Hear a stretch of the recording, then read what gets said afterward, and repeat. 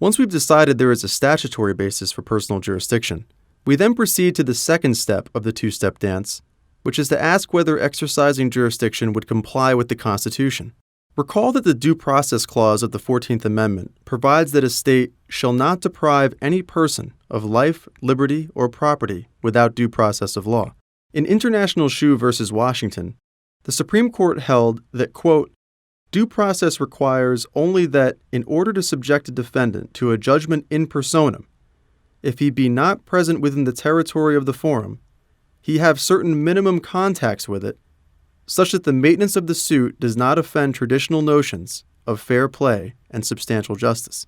Therefore, there are two components to the constitutional analysis: minimum contacts and fairness. The Supreme Court has written that the inquiry into whether the minimum contacts test and due process are satisfied depends upon the quality and nature of the activity. It might help then to think of minimum contacts as more of a continuum.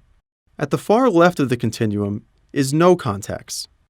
We know that if a defendant has no contacts with the forum state, then a court cannot exercise personal jurisdiction because it fails the minimum contacts test.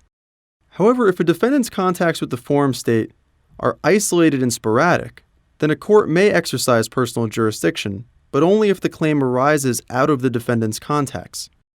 This type of jurisdiction, known as specific in personam jurisdiction, requires that the defendant's contact with the forum state be purposeful and intentional, rather than merely fortuitous or unintended. At the far right of the continuum is a defendant whose contacts with the forum state are continuous and systematic.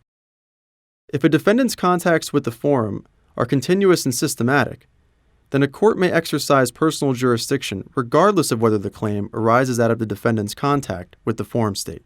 Jurisdiction based on this type of contact with the forum eventually became known as general in personam jurisdiction. Examples include presence within the forum state when served with process, or citizenship or domicile in the state, or incorporation or principal place of business for corporations. The International Shoe Court did not provide a list of what constitutes sufficient minimum contacts to support a finding of personal jurisdiction.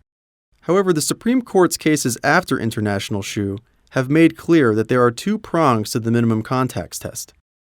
The first prong is that the defendant must have purposely availed herself of the laws and benefits of the forum state, also called purposeful availment. That is, the contacts with the forum state must not be accidental or inadvertent. The defendant's action must be intentionally directed into the forum state. Examples include doing business in the state or driving on the state's roads. There's been disagreement about the meaning or requirements of purposeful availment, especially in cases in which the defendant is a downstream retailer or out-of-state manufacturer whose product finds its way into the forum state. These are known as stream of commerce cases and most often deal with products liability questions.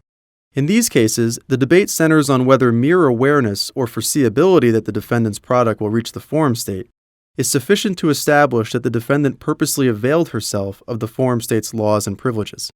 In Asahi Metal Industry Company v. Superior Court, a Japanese company sold tire valves to a Taiwanese tire company.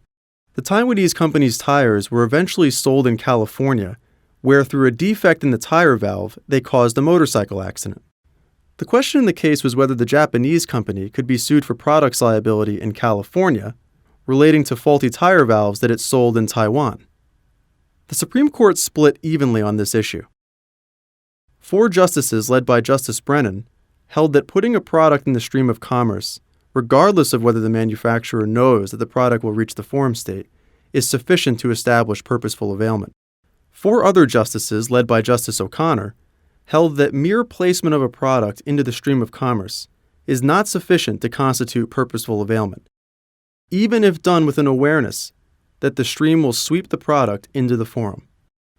In 2011, the court clarified its position on purposeful availment in J. McIntyre Machinery v. Nicastro.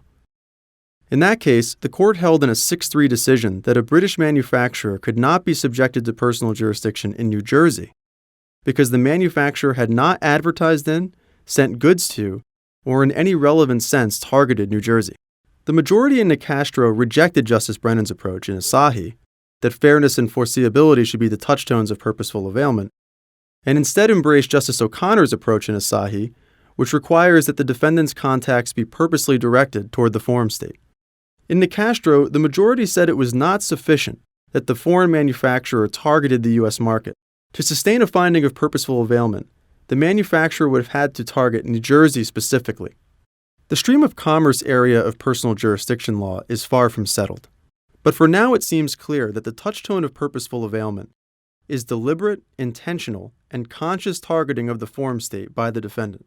The second prong of minimum contacts is that the defendant must have known or reasonably anticipated that her activities in the forum made it foreseeable that she might be hailed into court there. Foreseeability alone is not sufficient. In Worldwide Volkswagen Corporation versus Woodson, the court held that a New York car dealership could not be sued in Oklahoma for injuries arising out of an accident in Oklahoma involving a car the dealer sold in New York.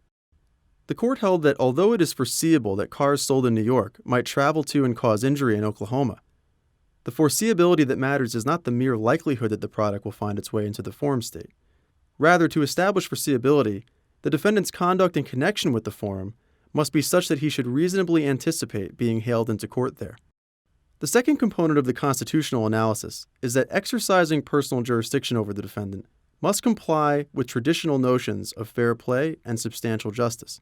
In Asahi, the Supreme Court set forth 5 factors that it thought relevant in determining whether traditional notions of fair play and substantial justice are satisfied. The 5 factors are the burden on the defendant, the interest of the forum state in the litigation, the interest of the plaintiff in litigating the matter in that state, interstate efficiency, and interstate policy interests. It should be noted that while the Asahi factors and fairness balancing are important, they are not sufficient by themselves to sustain a finding of personal jurisdiction. You should now have a good understanding of the statutory and constitutional limitations of in personam jurisdiction. But what happens if a court does not have in personam jurisdiction over a defendant? Is there another way that a court can find personal jurisdiction? This is where the other 2 types of personal jurisdiction, in rem and quasi in rem, come in handy. They allow a court to exercise personal jurisdiction over a defendant if that defendant owns property in the forum state. But as with in personam, there are limitations on in rem and quasi in rem, which we'll talk about in the next clip. But first, a short quiz.